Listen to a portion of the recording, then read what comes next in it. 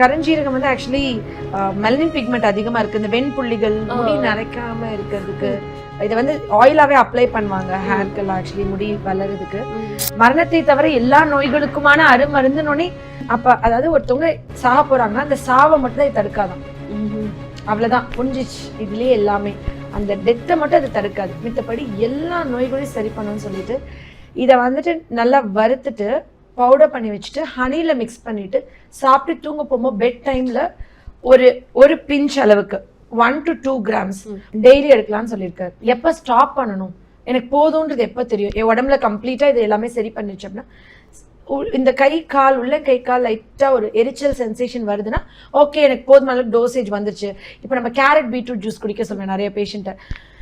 குடிச்சிட்டே இருக்கும்போது திடீர்னு யூரின் வந்து ரெட் கலர்ல போகுதுன்னா பீட்ரூட் போதும், என் உடம்புல நைட்ரிக் ஆக்சைடு கம்மியா இருக்கு, நைட்ரிக் ஆக்சைடு போதுமான அளவுக்கு என் உடம்புக்கு வந்துச்சு அப்படின்னு சொல்லிட்டு என்னோட உடம்புல வந்துட்டு கொரோனா வராது. இப்போ கூட நீங்க மேலை நாடுகள்லாம் பாத்தீங்கன்னாக்க நைட்ரிக் ஆக்சைடு மாஸ்க் மாதிரி வைக்கிறது, நைட்ரிக் ஆக்சைடு வந்துட்டு இன்ஹேலர் மாதிரி வைக்கிறது.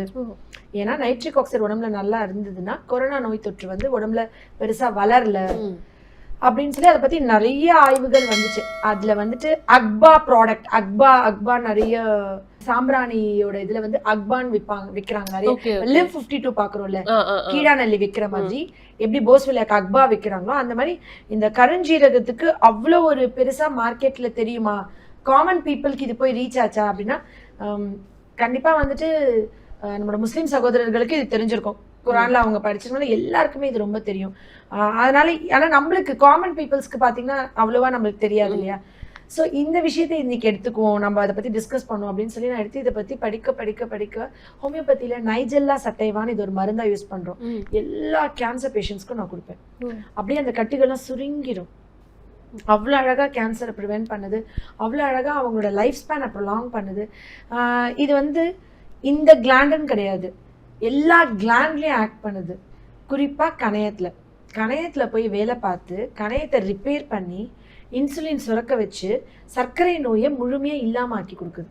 நான் சுகர்னு ஆரம்பத்துல இந்த பசங்க வருவாங்க 25 வயசு 26 வயசு சுகர் வந்துருது எல்லாமே அவங்க இப்ப வந்துட்டு அடுத்து அவங்க லைஃப் எவ்வளவு இருக்கு, 35 வயசு கிட்னி ப்ராப்ளம் பார்க்கணும், என்ன பண்ணும், இவங்களோட எதிர்காலத்துக்கு என்ன பண்றதுன்னு ரொம்ப கவலையா இருக்கும். ஆக்சுவலி கருஞ்சீரகம் வெந்தயம் சம அளவு எடுத்துக்கணும், 100 கிராம் வச்சுக்கோங்க, ஓமம் ஒரு 50 கிராம், இந்த மாதிரி ப்ரொபோர்ஷன்ல எடுத்து இதை நல்லா வறுத்துட்டு பவுடர் பண்ணி வச்சுட்டு நைட் 1/4 டம்ளர் தண்ணீர்ல 1 டீஸ்பூன் குடிக்க சொல்வேன். பிசிஓடி, கருமுட்டை நீர்க்கட்டிகள், மென்சஸே ஆகல, இர்ரெகுலர் பீரியட்ஸ் ஒழுங்காவே ஆகல, இவங்க எல்லாருக்கும் இது ஒரு பெஸ்ட் மெடிசன். எல்லா கிளாண்டுனா ஆண்களோட விதப்பையில இருந்து பெண்களோட கருமுட்டை வரைக்கும் வேலை பார்க்குது.